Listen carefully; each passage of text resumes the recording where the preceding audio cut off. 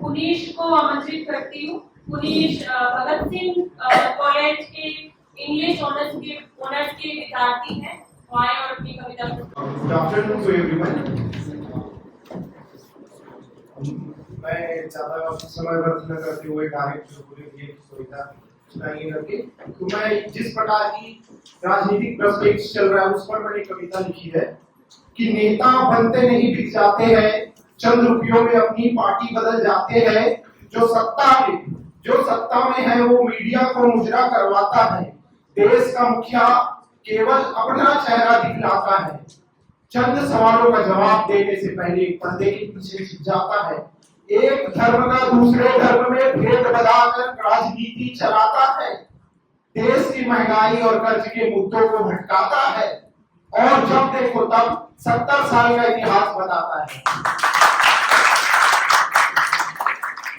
अरे 70 साल का हिसाब तू छोड़ दे, अरे 70 साल का हिसाब तू छोड़ दे, केवल अपने कार्यकाल का जवाब दे और चंद अमीरों के जो कर्ज माफ किए वो तू उसका जवाब दे। और देखिए कि कैसे कैसे योजनाएं लाती है सरकार, कि ये कैसी योजनाएं लाती है सरकार, ये कैसी योजनाएं लाती है सरकार। बसे हुए घर को उजाड़ कर शौचालय बनवाती है सरकार, और बसे हुए घर को उजाड़ कर शौचालय बनवाती है सरकार। और रेल के डिब्बे में लोग डिब्बे की तरह सफर कर रहे, रेल के डिब्बे में लोग डिब्बे की तरह सफर करे और बुलेट ट्रेन चलवाती है सरकार। ये चुनाव याद रखना, हम युवा है और अब वोट होने वाले, इसलिए मैं कह रहा हूं कि ये चुनाव आखिरी चुनाव न हो जाए, कि ये चुनाव आखिरी चुनाव न हो जाए। सोच समझ कर बटन दबाना, भारत देश की रक्षा कर कर लोकतंत्र को जिताना, भारत देश की रक्षा कर कर लोकतंत्र को जिताना। बस मैं ज्यादा समय नहीं लूंगा। और नेता नहीं नागरिक चाहिए, इस पर लिखा हूं मैंने कि जो नेता नहीं नागरिक चाहिए, नेता नहीं नागरिक चाहिए, जो हर दिल की आवाज हो, तेरी मेरी सबकी बात हो। नेता बड़े बड़े कारों में घूमकर अपने बंगले दिखलाते हैं, गांव में आज भी बिजली नहीं आते हैं। क्योंकि मैं गांव में पैदा हुआ, उसके बाद शहर में आकर बैठा, तो इस पर टेक्स्ट में लिखा था कि जो गांव में बिजली नहीं आते हैं, विद्यालयों में शिक्षक का पता नहीं बताते हैं, विद्यालयों में शिक्षक का पता नहीं बनाते हैं। नेता नहीं नागरिक चाहिए। लोकतंत्र के नाम पर नेतागण केवल मंदिर और मस्जिद का घंटा बजाते हैं। मुद्दों की बात आई तो मंदिर को सामने टिकाते हैं। जहां हर दिल की आवाज हो, नेता मेरी तेरी सबकी बात हो, वैसा नेता नहीं नागरिक चाहिए। नेता की कुर्सी नागरिक का दिल होना चाहिए। नेता ऐसा व्यक्ति होना चाहिए कि नेता की कुर्सी में नागरिक का दिल होना चाहिए, करोड़ों के दुखों का मेल होना चाहिए। ऐसा नेता नहीं नागरिक चाहिए।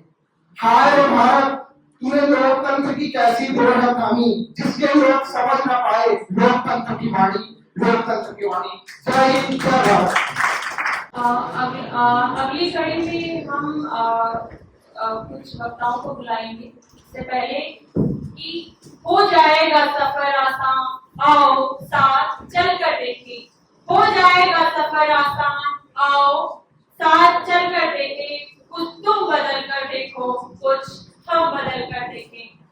अब मैं हिंदी विभाग की शोधार्थी ममता को वक्तव्य के लिए आमंत्रित करती हूँ।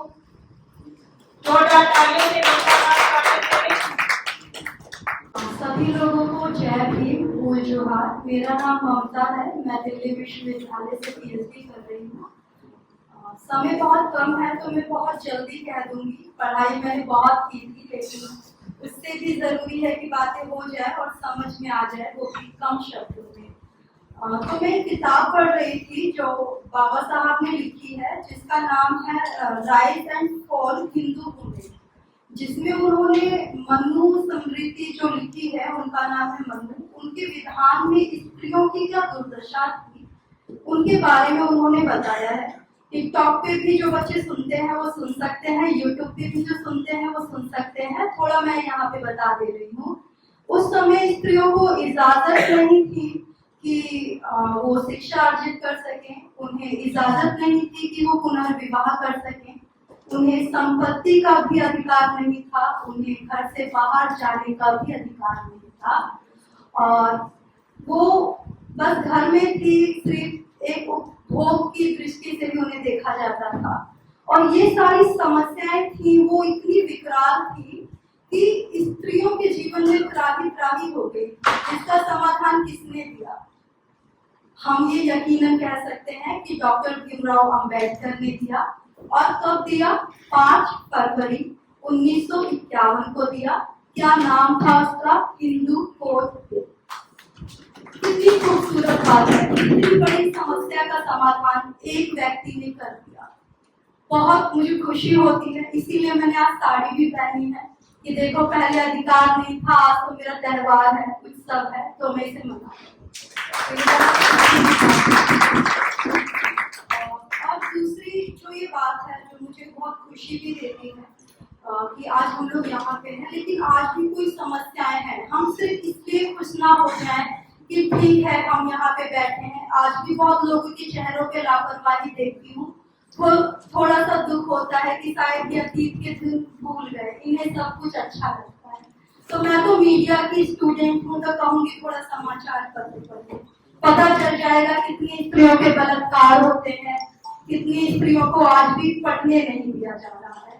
और ये मैं दिल्ली विश्वविद्यालय से पीएचडी कर रही हूँ, आधुनिक वो सभी समस्याओं को झेल रही हूँ जिसका वर्णन शायद किताबों में नहीं लिखा, चाहे वो हमारे प्रेम संबंधों से संबंधित हो, चाहे वो हमारी सेक्सुअलिटी से संबंधित हो, चाहे वो हमारे पढ़ने के अधिकार से या बाहर जाने के अधिकार से संबंधित हो। अभी हाल ही में एक मूवी आई थी जिसका नाम था दाहड़, जिसमें सोनाक्षी सिन्हा ने एक दलित स्त्री का रोल किया है। तो उसमें किस तरह के सवाल आ रहे थे कि दहेज बड़ी समस्या है, और ये समस्या, इस समस्या को सबसे ज्यादा कौन झेल रही है? स्त्री। अगर मैं कहूंगी कि सिर्फ दलित स्त्री झेल रही है तो ये भी उचित नहीं है। बिहार में जाके देख लीजिए, जो सामंतवादी है उनके बाप के घर बिक जाते हैं। तो वो लड़कियां दिल्ली विश्वविद्यालय में आ रही है, पिताओं का दहेज बचाना चाहती है, तो किसी भी गुटखा खाने वाले अवार्ड को पकड़ लेती हैं और उससे शादी कर लेती हैं कि दहेज नहीं देना पड़ेगा। लेकिन ये यहीं से मानसिक प्रताड़ना की शुरुआत होती है, जिसको नजरअंदाज कर दिया जा रहा है। और बाबा साहब ने मनु स्मृति में कह दिया था कि अब स्त्री आजाद है, लेकिन क्या हम बाबा साहब के संविधान को मान रहे हैं? क्या आज भी स्त्री आजाद है? नहीं ना। तो ये दहेज की समस्या है जिसका समापन तो संविधान में हो गया है, लेकिन ये आपकी और हम सबकी जिम्मेदारी है कि इसका समापन किया जाए। और दूसरी जो बहुत बड़ी समस्या है वो मुझे लगती है आर्थिक समस्या, जिसका समाधान बाबा साहब ने हिंदू कोड बिल में भी किया था। उन्होंने कहा था कि स्त्री को आर्थिक सम्मान, आर्थिक स्वतंत्रता होनी चाहिए। जब ये आर्थिक स्वतंत्रता नहीं होती तो क्या होता है? स्त्री भावनात्मक रूप से कमजोर हो जाती है, किसी का सहारा लेने लग जाती है। घर की दीवारें भी साफ करती है तो कहती है भट मेरा थोड़ी है, मैं तो चली जाऊंगी। तो उसे अपने प्रेमी से कहते हैं कि तुम्हारी घर की दीवारें साफ करूंगी, तो घर में शादी तो करोगे ना। तो क्या है? भावनात्मक रूप से कमजोर हो गई। अगर संपत्ति होती तो भक्त न तेरे घर में करेंगे ना तुम्हारे अपने पिता के घर में करेंगे, अपने घर में करेंगे। और यहीं से होगी स्त्री संपत्ति और स्त्री स्वतंत्रता की मांग, जो बाबा साहब ने दे दी थी, लेकिन आज भी हम उसको सचो के नहीं रख पाए हैं। तो मेरा मतलब आप लोगों से आग्रह है कि हम स्त्रियां क्यों कमजोर हो गई हैं? क्योंकि भावनात्मक है। भावनात्मक इसलिए है क्योंकि पैर की जमीन बाप की है, पिता की है, पर हमारी नहीं है, और पर हमको संविधान में दे दी गई है। तो यही मेरा आपसे आग्रह है कि किया जाए। तीसरी अंतिम बात कह करके मैं अपनी बात को खत्म करूंगी क्योंकि समय ज्यादा नहीं है। जो मनु ने था उसने स्त्री की जो शारीरिक इच्छाएं हैं उसका तो विरोध किया ही, साथ में उन्होंने ये कहा कि स्त्री सिर्फ एक उपभोग्य वस्तु है। तो आज भी स्त्री की सेक्सुअलिटी को क्यों इतना दबाया जाता है और क्यों उन्हें अपने प्रेमियों से दूर कर दिया जाता है? एक लाइन कही गई है ना कि स्त्री संपत्ति से ब्याही जाती है, अपनी प्रेमियों से नहीं। तो यही पे है जो स्त्री मानसिक रूप से बीमार हो जाती है, आज भी हॉस्पिटल में मिल जाएगी और लोग कहेंगे कि माता आती है। तो यही बात है कि समस्याओं को नहीं समझा जा रहा है। तो मैं यही कहूंगी कि इसके पीछे कारण है, वो आज भी समाज को बचा हुआ देखना चाहते हैं। बचपन में विवाह भी इसलिए हो जाता था कि बड़ी हो जाएगी तो किसी ठाकुर से शादी कर लेगी, राजपूत से कर लेगी, या किसी दलित या हरिजन से कर लेगी। चलो बचपन में ही अपनी जाति के पुरुष से कर देते हैं। पिटाई खाएगी भी तो अपनी जाति के पुरुष से ही खाएगी, और खाएगी तो घर में ही रहेगी। तो ये सारी समस्याएं हैं जिसका समाधान होना चाहिए। और प्रेम की कोई जाति नहीं होती है। मुझे लगता है स्त्रियों के पास ऑप्शन होने चाहिए, जो अच्छा लगे उसके पास भी जाए। तो हमें अपनी सेक्सुअलिटी का भी अधिकार चाहिए, हमें घर से बाहर रहने का भी अधिकार चाहिए, हमें शिक्षा का भी अधिकार चाहिए, हमें आर्थिक स्वतंत्रता भी चाहिए। बाबा साहब ने दे दी है, अब हम स्त्रियों की ये जिम्मेदारी है कि लापरवाह होना छोड़ दें और अपने अधिकारों के लिए घर से बाहर निकले और संविधान करें। शुक्रिया। जय। हमारे चैनल बहुजन दस्तक को लाइक, शेयर, सब्सक्राइब देखना मत भूलिएगा। जय भीम, जय भारत, जय संविधान। नमो बुद्धाय। धन्यवाद। चैनल आर्थिक समस्या से गुजर रहा है। अगर आप बहुजन समाज में बाबा साहेब अम्बेडकर और तथागत बुद्ध की विचारधारा को अधिक से अधिक लोगों तक पहुंचाना चाहते हैं तो हमें आर्थिक सहयोग प्रदान करें, ताकि हम अपने चैनल के माध्यम से देश विदेश में समता, बंधुता, एकता और संवैधानिक अधिकारों को ज्यादा से ज्यादा लोगों तक पहुंचा सकें। आप अपनी सहायता राशि नीचे लिखे खाते में जमा करा सकते हैं। खाता धारक गौतम रत्ना, खाता संख्या 3169576865 IFSC कोड SBIN 0060336, बैंक भारतीय स्टेट बैंक। आप हमारे बैंक खाते का विवरण स्क्रीन पर भी देख सकते हैं। जय भीम, जय भीम। मैं गौतम रत्ना आपका बहुजन फिल्म प्रोडक्शन में स्वागत करता हूं, और आप हमारे प्रोडक्शन हाउस के अंदर अपना कैरियर बना सकते हैं as a film director, as a producer and actor and actress and editor and cinematographer also.